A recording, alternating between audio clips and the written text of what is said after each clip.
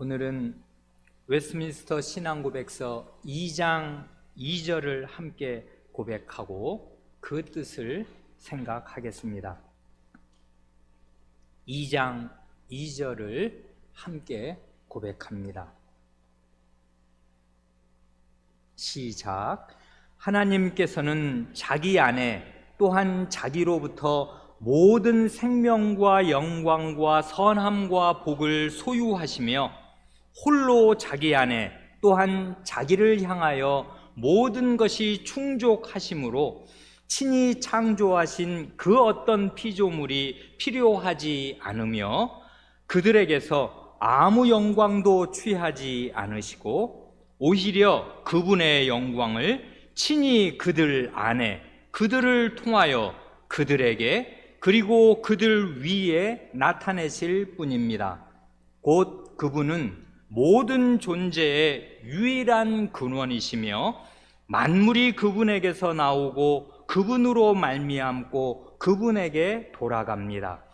또한 만물 위에 완전한 절대 주권을 가지셔서 무엇이든지 그분께서 기뻐하시는 대로 그들을 통하여 그들을 위하여 또한 그들 위에 행사하십니다.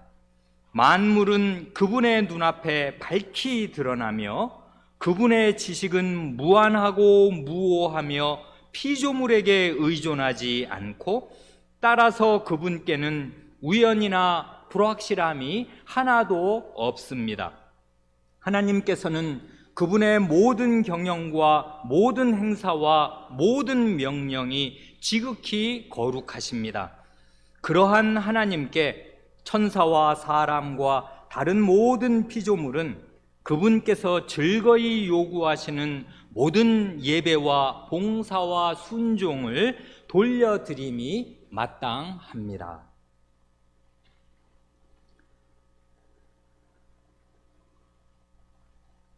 먼저 말씀드리고 싶은 것이 있습니다. 이 세상에 있는 다른 모든 종교와 우리의 기독교를 구분짓는 가장 큰 특징이 무엇인가 할 때, 이 세상의 다른 모든 종교에서는 결국 사람, 인간이 그 중심에 서 있고요, 신이 인간을 위해서 존재합니다. 이렇게 되는 건 어찌 보면 당연한 일인지도 모르겠는데요. 왜냐하면 세상의 다른 모든 종교란 결국 인간이 자기를 위해서 만들어낸 것이기에 그렇습니다. 첫사람의 타락이 가져온 가장 치명적인 질병 가운데 하나가 무엇인가 하면 사람이 태어나면서부터 죽을 때까지 다 각각 자기 자신을 중심에 놓고 모든 사물을 자기 중심적으로 바라보게 된 그것입니다. 이 인간의 자기 중심성이야말로 최고의 난치병이라고 할 만합니다. 그러나 성경이 가르치는 기독교는 그와 정반대입니다. 언제나 하나님께서 중심에 서 계시고 사람이 하나님을 위해서 존재합니다. 이 사실을 시시때때로 되새기는 것이 좋습니다. 그렇지 않으면 사람은 누구나 태생적인 우상 숭배자이기에 신앙생활이든 교회 생활이든 그 무엇이든 간에 모든 것을 자기 중심적으로 자기를 중심에 놓고 생각하기가 대단히 쉽습니다. 그렇게 되면 그가 믿고 기도드리는 하나님은 성경에서 가르치는 살아계신 참 하나님이 아니고 실은 자기가 만든 금송아지일 뿐입니다. 이스라엘이 살아계신 하나님의 육성 음성을 온 민족이 함께 들은 지 불과 얼마 되지 않은데 이걸 하나님이라고 말하면서 금송아지를 섬긴 사건이 항구적인 경고와 반면 교사가 됩니다.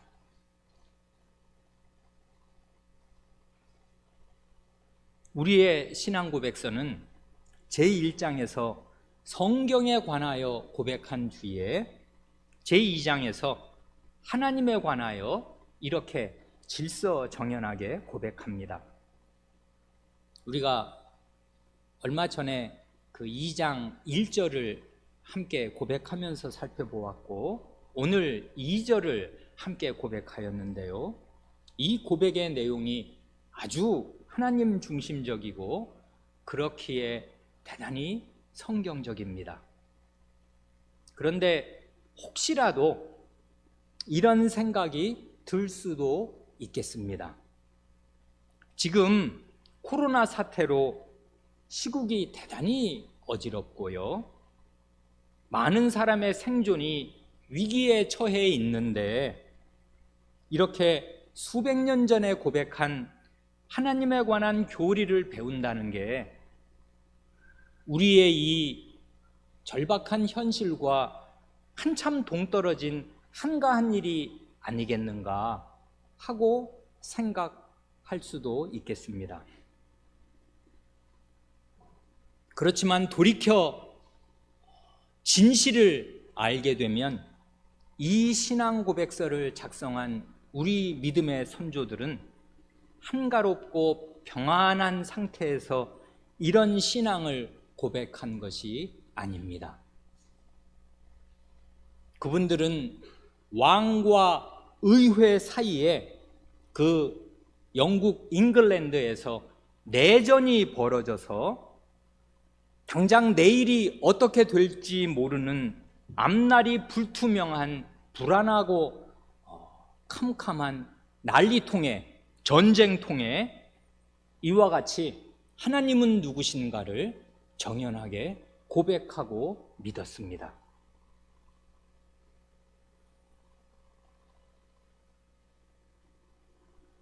그 2장 2절의 이 고백은 곰곰이 이게 시간을 들여서 찬찬히 생각할수록 음미할수록 훨씬 좋은데요. 첫 문장 대단히 길지 않습니까? 이 첫 문장은 이걸 그냥 한마디로 한 단어로 첫 문장이 말하려는 것을 한 단어로 요약한다면 하나님의 절대적인 자충족성, 하나님은 스스로 충족하시다 하는 하나님의 절대적인 자충족성을 고백합니다. 그래 거기 중간에 보면 홀로 자기 안에 또한 자기를 향하여 모든 것이 충족하심으로 그렇게 고백하지 않습니까? 모든 것이 충족하시다. 하나님께서는 과연 자기 안에 모든 것이 충족하십니다. 오직 하나님만이 그 한 분만이 자기 안에 모든 것이 충족하십니다.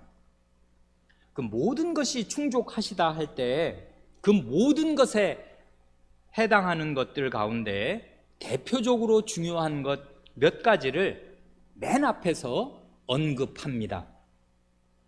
하나님 안에 모든 생명과 영광과 선함과 복이 있고 또한 거꾸로 말하면 모든 생명과 영광과 선함과 복의 근원이 바로 하나님 자신 그분입니다. 하나님께서는 홀로 모든 생명의 근원이시고 모든 영광의 근원이시며 모든 선의 근원이시고 만복의 근원이십니다. 이런 하나님의 자충족성, 스스로 충족하시다 하는 이 사실이 하나님과 그 이외의 모든 피조물을 가르는 큰 차이입니다. 가령 피조물인 우리 사람은요, 뭘 많이 만들지 않습니까? 사람이 뭘 만드는 이유는 그게 필요하기 때문에 만드는 것인데요, 그걸 바꾸어 말하면은 자기 안에 어떤 부족이 있으니까 그 부족을 채우려고 뭘 만드는 것입니다. 의식주를 위한 사람의 모든 활동이 실은 다 그렇습니다. 집을 우리가 짓고 집 없이 사는 사람 노숙자 외에 없고, 노숙자도 다 쉼터를 마련해 주어야 되지 않습니까? 우리에게 집이 필요한 이유, 그래서 우리가 집을 짓고 이런 건물에 들어가 살아야 되는 이유는 비와 눈을 피해야 하기 때문이고 추위와 더위를 피해야 하기 때문입니다. 일일이 걸어 다니면 되는데 그렇게 되면 시간이 너무 많이 걸리니까, 그렇게 하기가 어려우니까 자동차를 만들고 배를 만들고 비행기를 만드는 것이고요, 서로 말이 통해야 되니까 의사소통을 해야 일이 이루어지니까 전화도 만들고 휴대폰도 만들어서 의사소통을 합니다. 이게 우리 안에 있는 부족을 채우기 위해서 뭘 만드는 그 소산물들이라고요. 사람이 만들어낸 것은 하나같이 다 이렇습니다. 그러나 하나님께서는 그와 완전히 다르십니다. 하나님께서는 자기 안에 무슨 부족이 있어서든지 아니면 자기 밖에 무엇이 필요하셔서 우주와 만물을 창조해 내신 것이 아닙니다. 그럼 뭐 때문에 우주와 만물을 만들어내셨는가 할 때, 모든 창조물은 하나님 자신 안에 있는 모든 생명과 영광과 선함과 복이 하나님 밖으로 나타나고 발휘된 것일 뿐입니다.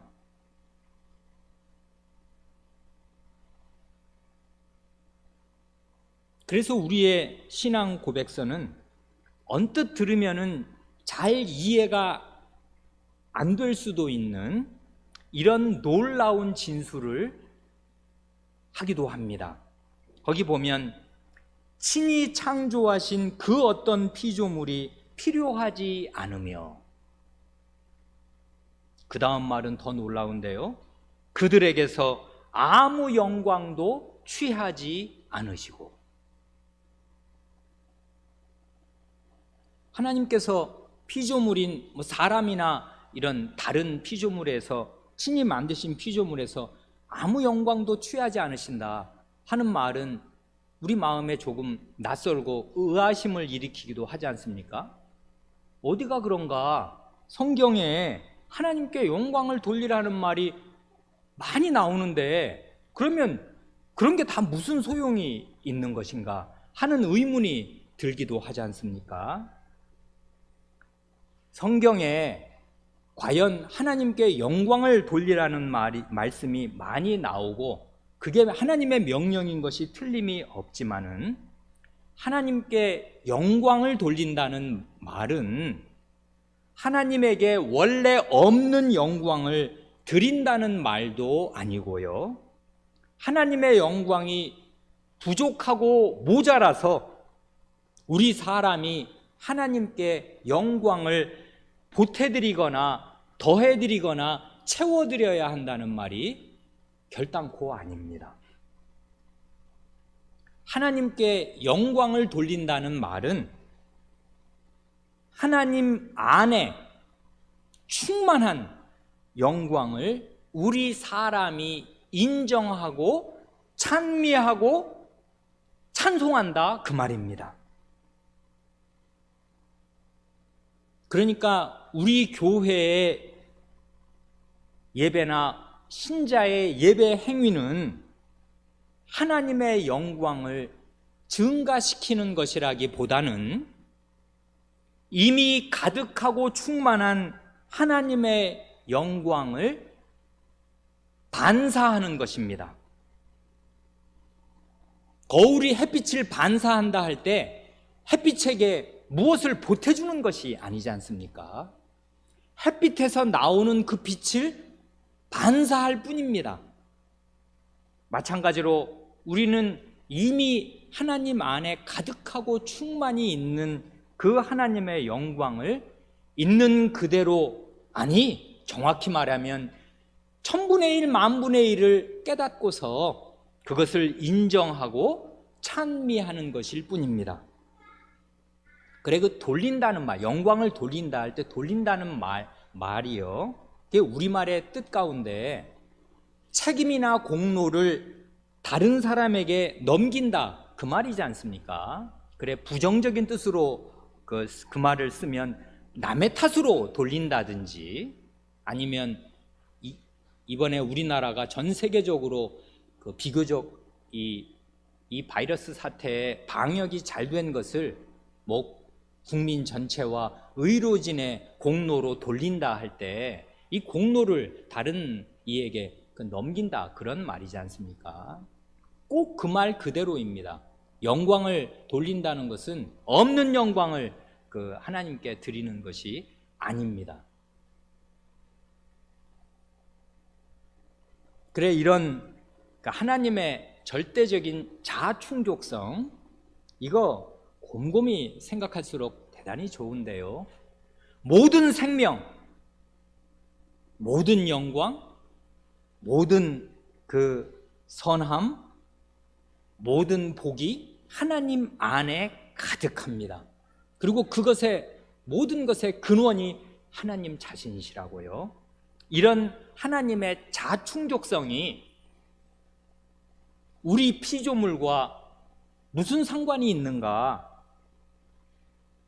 하나님이 그렇게 자충족적인 분이신 것과 그렇지 못한 우리가 어떤 관련이 있는가 하면, 그 사실을 우리의 신앙 고백서는 그 다음 문장에서 두 가지로 이어서 고백합니다. 하나는 하나님께서 모든 존재의 유일한 근원이 되신다, 그 사실이고요, 그게 이 2절의 두 번째 문장이지요. 다른 하나는 하나님께서 만물 위에 완전한 절대 주권을 가지신다, 그것입니다. 그게 이 2절의 세 번째 문장입니다. 먼저 그 두 번째 문장을 우리가 다시 읽고 고백하면, 그분은 모든 존재의 근원이시며 만물이 그분에게서 나오고 그분으로 말미암고 그분에게 돌아갑니다. 하나님께서는 그야말로 모든 존재, 곧 보이지 않는 존재들과 보이는 모든 존재의 유일한 근원이 되십니다. 그래, 하나님께서는 과연 보이지 않는 영적인 존재들, 천사들을 창조하셨을 뿐만 아니라 보이는 모든 것들, 사람, 동물, 식물 같은 모든 생물과 무생물들을 다 만들어 내셨습니다. 지금 우리가 보고 있는 해, 달, 별, 산과 들과 하늘과 바다와 강들, 시내, 나무와 꽃들과 풀들, 우리 눈으로 보는 이 모든 존재의 근원에 하나님이 계십니다. 그런데 하나님께서 모든 존재의 유일한 근원이 되신다는 말은 그것들을 다 창조하셨다는 말 그 이상을 뜻하는 것 같습니다. 만들어내실 뿐만 아니라 만들어내신 만물이 날마다 유지 보존되는 것도 하나님께서 그 존재를 붙들어주고 계시기 때문입니다. 그런 의미에서 하나님은 과연 모든 존재의 근원이십니다. 그래, 어느 순간 그 붙들어주시는 그 손길을 거두실 때에는 그 존재가 하나님께로 돌아갑니다. 과연 하나님께서는 모든 존재의 유일한 근원이 되십니다.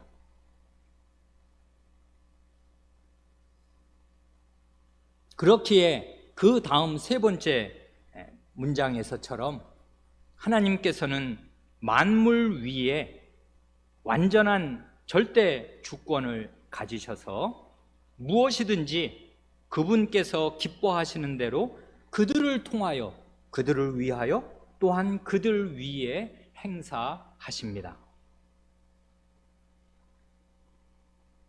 참된 기독교와 사이비 기독교를 가르는 기준 가운데 하나가 바로 이것입니다. 곧 이 하나님의 절대 주권을 전심으로 인정하고 주권자이신 하나님 앞에 겸손히 엎드리는가, 아니면 자기 인생이 자기 뜻대로 자기가 바라고 원하는 대로 되는 것이 가장 중요하고 그걸 이루기 위해서 하나님의 힘이라도 이용하려고 하는가, 종교의 힘이라도, 기도의 힘이라도 이용하려고 하는가 하는 여기에서 참된 기독교와 사이비 기독교는 갈립니다. 하나님께서 만물 위에 하나님 한 분만 온전히 충족하시고 만물의 존재의 근원이 되시면서 만물 위에 절대 주권을 행사하시기에 이 하나님의 절대 주권을 인정할 때 하나님께서 기뻐하시는 대로 우리 위에 무슨 일이든 행사하실 수 있습니다. 우리가 원하든 원하지 않든, 우리가 원하는 일만 아니라 우리가 원하지 않는 일들도 얼마든지 행사하실 수 있습니다. 이게 하나님의 주권이라고요. 하나님의 권한이라고요. 그래, 그 교재 8쪽 그 각주 32번에 있는 그 첫 번째 증거 성구요, 다니엘서 4장 25절 35절에서 그 이 세상의 절대군주였던 느부갓네살이 짐승처럼 추한 전락을 뼈아프게 경험하면서 배웠던 진리가 바로 이 하나님의 절대 주권이었습니다. 성경에 계시록까지 바벨론을 이 세상 나라의 대명사로 쓰는 이유는 느부갓네살이야말로 역사에서 어떤 의미에서 가장 절대적인 권력을 휘둘렀던 자이기에 그렇습니다. 자기 꿈을 알아맞히라고 하고 못 알아맞추면 그 나라에 난다 긴다 하는 그런 모든 박사들을 다 죽여버리겠다고 그 호령하는 그런 무지막지한 절대 권력을 휘둘렀습니다. 그런 사람이 나중에 이 짐승처럼 되어서 그 정말 인간 사회에서 쫓겨나서 이 쇠사슬에 매여 소처럼, 짐승처럼 풀을 먹으면서 어느 만큼 시간을 보낸 뒤에 마지막에 고백하고 깨달은 내용이 바로 이것입니다. 다니엘서 4장 34절과 35절 말씀은 이렇습니다. 이게 느부갓네살의 그 마지막 그가 깨달은 고백의 내용인데요, 내가 지극히 높으신 자에게 감사하며 영생하시는 자를 찬양하고 존경하였노니 그 권세는 영원한 권세요 그 나라는 대대로 이르리로다. 땅의 모든 거민을 없는 것 같이 여기시며 하늘의 군사에게든지 땅의 거민에게든지 그는 자기 뜻대로 행하시나니 누가 그의 손을 금하든지 혹시 이르기를 내가 무엇을 하느냐 할 자가 없도다. 아주 절묘한 것은 느부갓네살이 이 깨달음에 도달하였을 때 그와 동시에 그에게 총명이 돌아오고 그의 권세가 회복됩니다. 그래, 이 사람이 이런 진리, 절대권을 발휘하였던 자신 위에 자기를 미물처럼 부리시는 하나님의 절대권이 있다는 사실을 겸비하게 인정하고 그 앞에 납작 엎드려서 하나님을 찬송하였을 때 그가 사람이 되었고 과거의 그 영광으로 복귀하였습니다. 그러니 이 사실을 참되게 이 불신자인 느부갓네살만큼도 인정하지 않으면 그는 사실상 짐승과 큰 차이가 없는 존재입니다.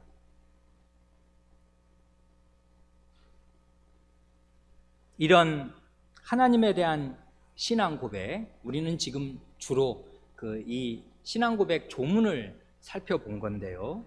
하나님의 절대적인 자충족성, 모든 존재의 근원이 되시는 사실, 그렇기에 만물 위에 절대 주권을 가지신다는 이런 사실들, 이런 하나님에 관한 고백, 혹은 좀 딱딱한 말로 표시하면 이런 하나님에 관한 교리는 물론 하나님의 말씀에서 나온 것입니다.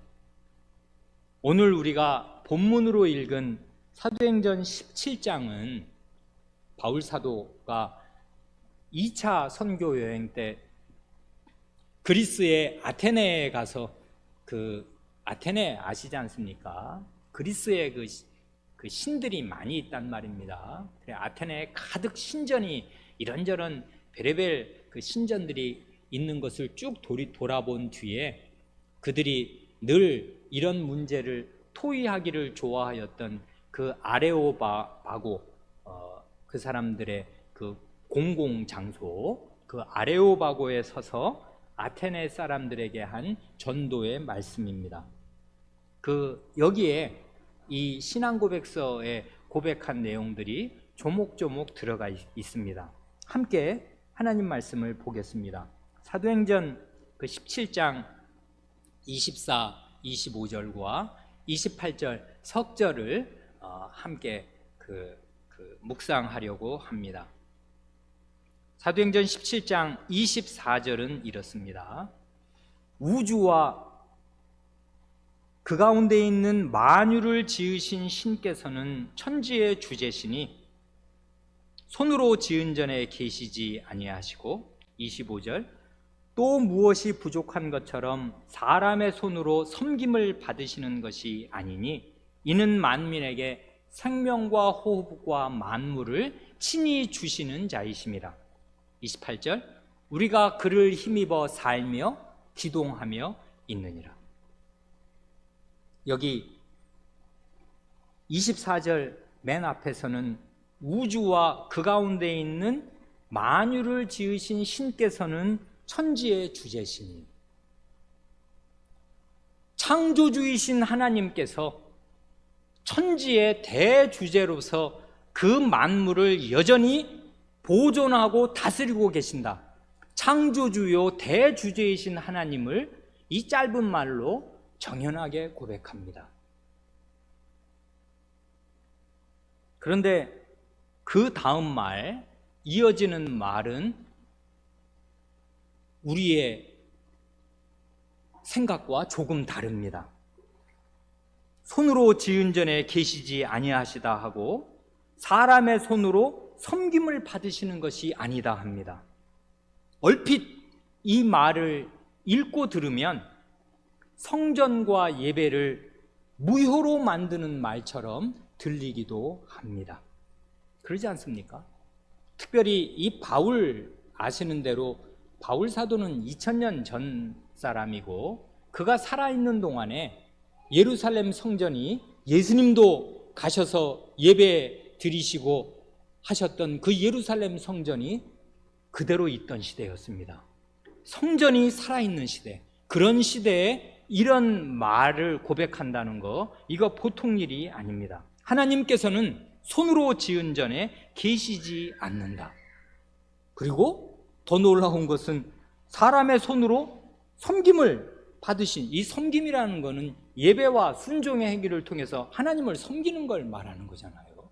그런 거 하나님 안 받으신다, 이렇게 말씀합니다. 이게 다소 놀랍기도 합니다마는 얼마나 하나님에 대한 바른 의식이 있어서 이런 말이 나오나 그걸 잘 생각해야 합니다. 이런 바른 의식이 없이 예배드리면 그 예배가 바로 이교적인 예배가 된다고요. 성전이 있는 시대에, 아시는 대로 성전은 그 솔로몬 시대에 맨 처음에 이스라엘 가운데 지어져서 그게 바벨론의 손에 다 파괴된 뒤에 나중에 에스라 느헤미야 시대 때 스룹바벨 성전이 재건되고, 그게 또 이제 그 무너지고 퇴락한 뒤에 이제 지금 이 헤롯 성전, 헤롯 시대에 이 성전을 이렇게 오랜 세월 동안 예수님 그 당대의 말이에요. 예수님 그 살아 다니실 때 이 땅에 활동하실 때 헤롯이 성전을 지어서 그 성전이 여전히 있었는데요. 그 최초의 성전, 그 솔로몬의 성전을 지을 그때서부터 솔로몬이 바울 사도가 말한 이런 신앙을 딱 붙들고 있었습니다. 그 열왕기상 8장을 보면 솔로몬이 그렇게 고백하지 않습니까? 하나님께서 참으로 이 땅에 거하시겠습니까? 하나님께 기도를, 온 백성이 있는 가운데 성전 한복판에서 하나님께 기도를 드리면서 하나님께서 참으로 이 땅에 거하시겠는가? 하늘들의 하늘이라도 하나님을 용납하지 못하겠거든 하물며 내가 지은 전에 하나님이 계시겠는가? 이렇게 하나님께 고백하고, 그 고백하는 그 하나님께 드리는 기도를 온 백성이 다 들었단 말입니다. 그리고 그게 성경으로 기록까지 되어서 오늘 우리에게 남아있는 것 아니에요. 그러니까 성전을 그렇게 온 국력을 기울여서 하나님의 계시를 받아 계시의 수단이 되는, 하나님의 임재 자체가 되는 성전을 지은 당사자가 성전에 갇히지 않고 그 성전을 가능하게 하시고 지을 수 있게 하신 살아계신 하나님에게서 눈을 떼지 않은 것이에요. 그래서 그럴 때 성전이 성전으로 제대로 기능하는 것입니다. 그러지 않고 그 살아계신 하나님에게서 눈을 떼서 하나님의 계시의 수단인 성전에 매몰되는 순간에 성전이 우상이 되는 것입니다. 그래 하나님과 하나님의 선물, 요 두 가지에서 초점을 하나님께로 두지 않으면, 하나님의 선물에 매몰되면 그 선물이 우상이 되는 것입니다. 그래 하나님에게서 가장 멀어지게 한다고요. 이런 신앙이 성전이 파괴된 시대, 에스겔 시대에도 살아 있었습니다. 에스겔 1장 맨 처음을 보면 영광의 하나님이 어디에 나타나시냐 하면 그발 강가, 예루살렘 성전이 아닌 바벨론 포로민들이 사는 강가에 성전이 나타나고 하나님의 임재의 보좌가 거기 나타난다고요. 그래 이런 신앙이 있어서 나중에 사도행전 7장을 보면 스데반이 영광의 하나님이 하란 메소포타미아에 있던 우리 조상에게 나타나셨다, 그렇게 말씀하는 것입니다. 그러니 이 살아계신 하나님의 그 영광을 딱 붙들고서 그분의 말씀을 따라서 성전을 생각해야 성전이 살아나는 것이고 예배가 살아나는데, 이렇지 않으면 그런 사람이 드리는 예배는 어떻게 되냐 하면 그가 하나님을 찬송하고 그가 하나님께 무슨 헌금을 많이 드리는데, 그런 찬송과 헌금은 자기의 소원을 이루기 위해서 신을 달래는 아부가 되고 맙니다. 이게 기독교의 예배가 아니라 이교의 예배가 된다고요. 그래서 11조를 무지하게 강조해서 헌금을 많이 하도록 하지 않습니까? 그러면 더 많은 복을 받게 되니까. 그래 말하자면 신의 노여움을 달래는, 그래서 신에게 아부하는, 그래서 자기의 소원과 목적을 이루려고 하는 이런 그릇된 예배가 이교 예배의 특징입니다. 이게 무당의 굿이나 우리나라 그 전통 그 소설에 나오는 그 심청전의 그 인신공양의 배경이지 않습니까? 심청전을 보면 그 상인들이, 뱃사람들이 이 배로 장사를 해서 돈을 벌어야 되는데, 물건을 싣고 가야 되는데 이 바다의 일은 알 수가 없단 말입니다.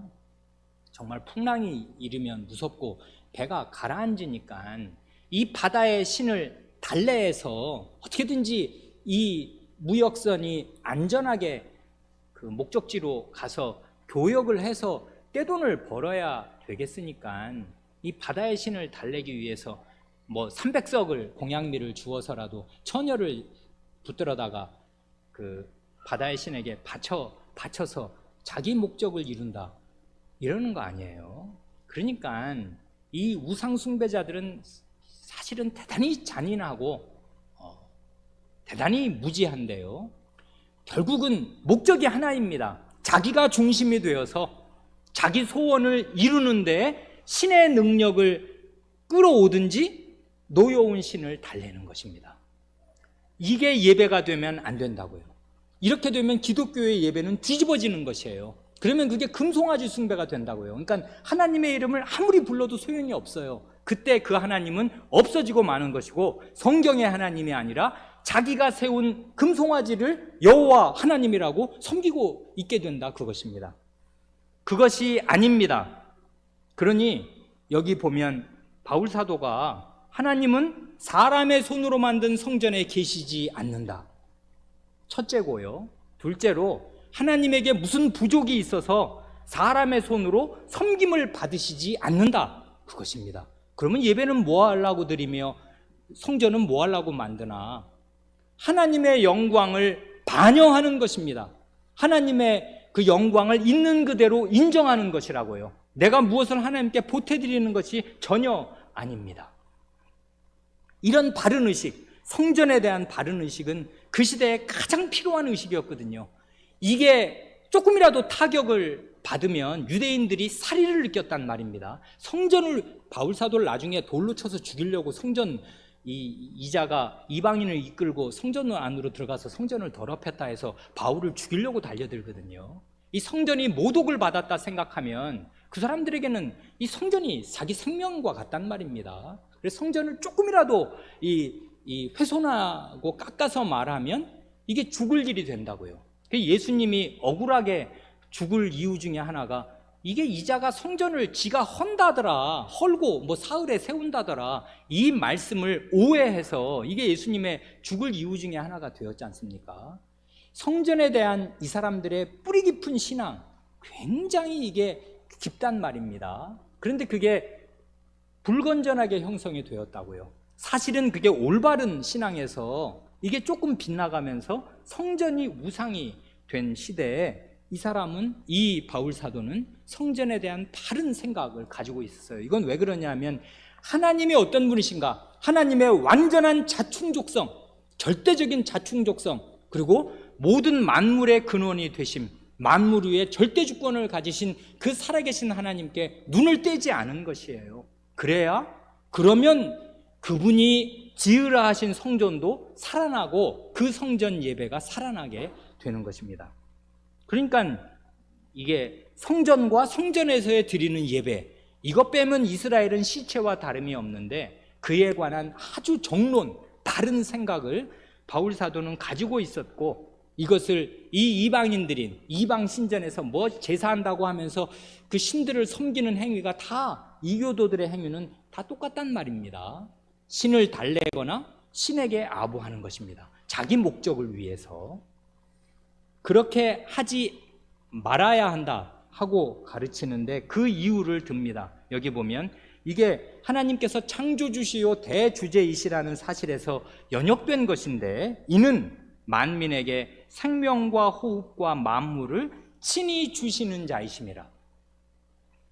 하나님께서 사람의 섬김을 받으시는 것이 아니요, 거꾸로 하나님께서 친히 만민에게, 모든 사람에게 생명도 주시고 하루하루 살 숨도 주시고, 그리고 먹고 살 만물, 그리고 그가 사람답게 살 수 있는 만물도 친히 공급하여 주십니다. 이런 하나님이 모든 존재의 근원이 되심, 하나님 스스로는 너무나 충족하셔서 다른 어떤 것도 필요치 않음, 이에 대한 의식이 바울 사도의 마음에 확고부동하게 있었습니다. 이런 것을 이방인들 앞에서도 아주 거리낌 없이 다 이렇게 밝혀서 말씀합니다. 28절이 그것의 반복인데요, 우리 사람이 그를 힘입어, 이 창조주와 대주제를 힘입어 살며 기동하며 있느니라. 세 가지를 말하지 않습니까? 맨 마지막에 있느니라는 그 개정개혁의 번역을 더 잘했는데 존재하느니라 그 말입니다. 이게 기동하며 있느니라 하고서 기동함에 붙어서 은근슬쩍 넘어가는 말이 아니라 뜻이 살아있는 말입니다. 존재합니다. 우리의 존재 자체가 하나님을 힘입어 있습니다. 뿐만 아니라 우리가 하나님을 힘입어 삽니다. 살아있어요. 생명이 그렇건데 가운데 말 우리가 하나님을 힘입어 움직이고 있습니다. 이게 정말 사실입니다. 한번 무슨 바이러스든지 감기도 결국 바이러스인데 인플루엔자 그 바이러스에 걸려서 열이 펄펄 나보세요. 어제까지 멀쩡하던 사람이 맥을 못 추고 어질어질하면서 쓰러져 있게 되지 않습니까? 사람이 움직이는 거, 기동하는 거, 걸어다니는 거 하나님을 힘입어 걸어다닙니다. 하나님을 힘입어 그가 생명을 유지합니다. 그리고 하나님을 힘입어 그의 존재가 유지됩니다. 이것이라고요. 그러니까 하나님 없이는 숨도 못 쉬고 존재하지도 않고 살아있지도 못합니다. 이 사실을 이 성경은 이게 17장 사도행전 17장에서 이렇게 정연하게 이미 하나님의 말씀으로 선언하였는데 이런 성경 말씀을 자기의 언어로 이제 이렇게 우리 17세기의 우리 믿음의 선조들은 이런 언어로 고백하면서 하나님을 바르게 인식하였습니다.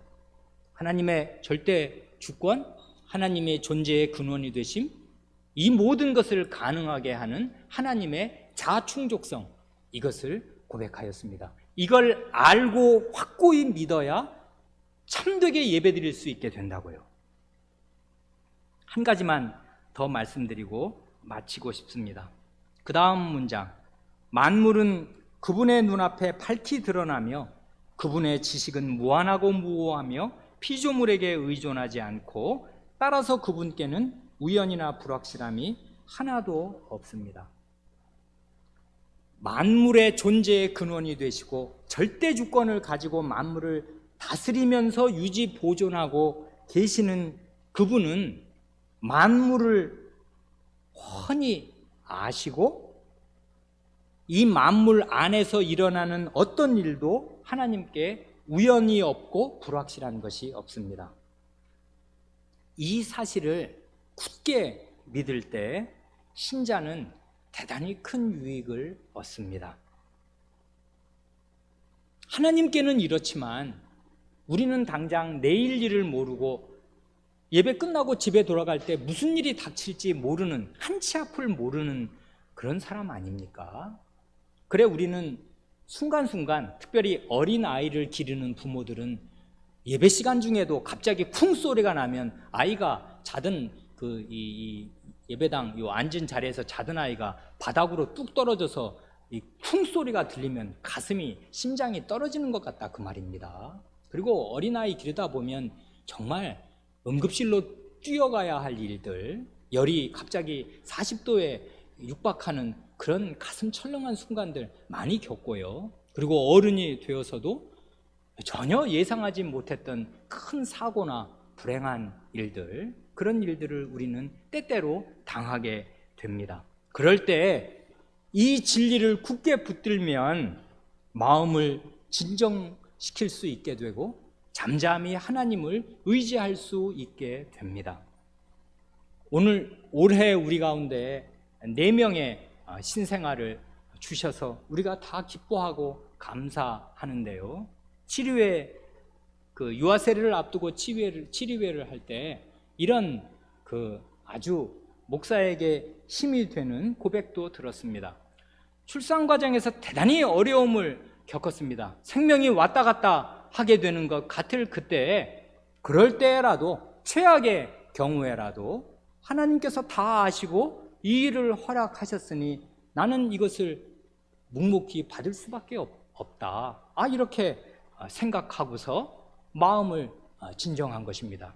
물론 슬픈 일을 당하면 우리는 슬픈 것이고 근심되는 일을 당하면 근심되는 것이 사실이지 우리의 마음이 목석이 아닙니다마는 이런 하나님에 관한 지식, 하나님에 관한 진리를 마음에 꼭 붙들 때 갑자기 엄청난 일, 무슨 교통사고가 나서 큰일이 나는 일, 갑자기 중병에 드는 그런 일이 들었을 때에도 그게 자기의 명백한, 자기가 이미 인지하고 있는 죄나 큰 실수로 말미암은 것이면 돌이키고 회개해야 하는 것이지만은 그것이 아니고 자기도 어떻게 인과관계를 알 수 없는 가운데 사람이 볼 때 큰 불행으로 보이는 그런 압도적인 어려움이 내게 몰려와서 정신을 차리지 못하게 할 그때에도 하나님께서는 이 모든 일을 모르시는 일이 없고 하나님이 좋으시거나 깜빡하시는 사이에 아차 싶은 사이에 이런 일이 내게 일어나는 것이 전혀 아니고 하나님께서는 이 모든 것을 이미 알고 계시는 가운데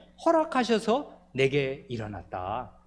예수 그리스도의 아버지, 자기의 아드님을 나를 위해서 피 뿌리게 하신 그분의 허락 하에 이 일이 일어났다 하고서 그런 믿음으로 자기 마음을 진정시킬 수가 있는 것이고, 이 큰 어려움, 평생에 걸친 어려움을 겪게 될 그때에도 하나님께서 허락하신 일인 줄로 알고 하나님의 절대 주권에 승복해서 겸비하게 잠잠히 하나님을 찬송하면서 이 짐을 지고 갈 힘을 얻게 되는 것입니다.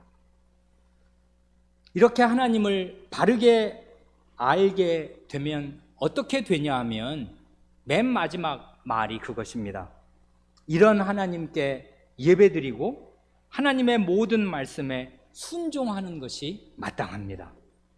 그래서 우리의 신앙고백서 2장 2절은 예배와 순종을 일깨우면서 마칩니다. 이게 대단히 성경적이고 아름다운 귀결이라고요. 당연한 귀결이에요. 하나님이 이런 분이시다. 자춘족적인 분이시고 만물의 존재의 근원이시며 절대주권을 가지신 분임을 알면 그거 내가 알았네 하고 끝나지 않게 돼요. 하나님을 찬송하게 되는 것입니다. 그리고 그분의 모든 말씀에 순종할 마음을 가지게 됩니다. 그래, 2절의 맨 마지막은 이렇습니다. 그러한 하나님께 천사와 사람과 다른 모든 피조물은 그분이 즐거이 요구하시는 모든 예배와 봉사와 순종을 돌려드림이 마땅합니다. 그래서 이런 깨달음 위에 우리의 예배와 우리의 봉사와 우리의 순종이 이루어집니다. 이래야 하나님이 받으십니다. 이건 하나님께 드리는 아부가 아니고 노한 신을 달래려는 그런 헛된 행동이 아닙니다. 그리고 이걸 바치고 나서 더 많은 복을 얻어내려는 그런 야바위 노름이 아닙니다. 하나님께 뭘 바칠 게 없다고요. 하나님은 자충족하신 분이라고요.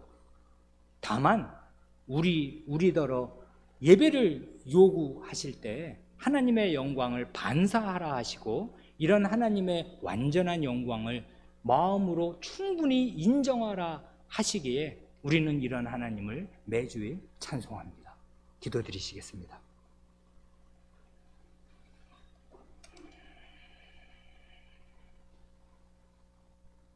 하나님 아버지, 잉글랜드가 전역이 왕당파와 의회파로 나뉘어 나라가 내전에 휩싸이고 전쟁이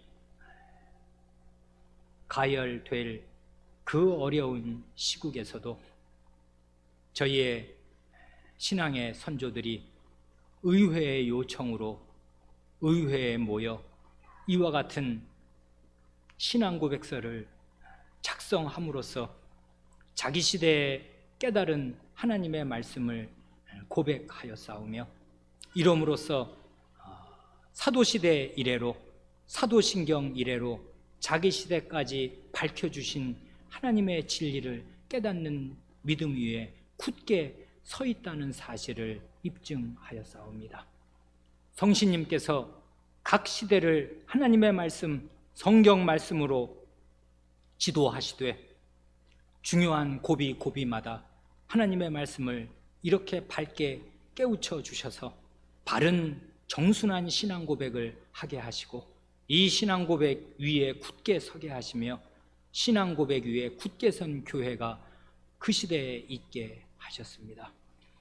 그러니 오늘 370여 년 뒤에 저희가 저희 신앙의 선조들의 이 고백을 오늘 저희의 고백으로 받으며 저희가 생각지도 못한 크고 작은 여러 가지 불행한 일들을 겪고 지금은 작년까지만 해도 도무지 생각할 수 없었던 전 세계적인 불행을 겪는 가운데 저희가 심히 위축되고 움츠러들어 있사오며 여러 가지로 영향을 받고 있사오나 그러나 이 모든 일들이 하나님의 모르시는 가운데 일어난 일이 아니요 하나님의 허락 없이 일어난 일이 아님을 믿사오며 저희의 소원대로나 저희의 뜻대로 모든 일이 다 진정되지 아니할지라도 이것이 하나님의 누르시는 손 안에서 일어난 일임을 저희는 굳게 믿고서 잠잠히 참아 기다리게 하시고 인내를 온전히 배우게 하시며 하나님을 찬송하는 마음에서 뒤로 물러가지 않게 하여 주시기를 구합니다. 저희가 원하는 대로 저희의 인생이 풀린다고 좋아하지 않게 하시고 저희가 뜻하지 않은 불행한 일을 겪는다고 슬퍼하지 않게 하시며 전능하신 하나님께서 저에게 허락하신 일로 알아 하나님의 손 아래에서 잠잠히 하나님께서 주시는 이 짐을 지고 갈 수 있게 하여 주시기를 구합니다.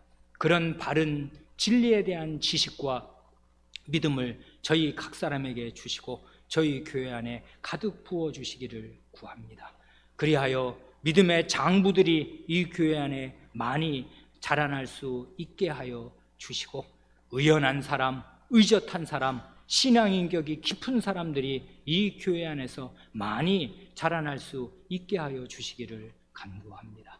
우리 구주 예수님의 이름으로 기도합니다. 아멘.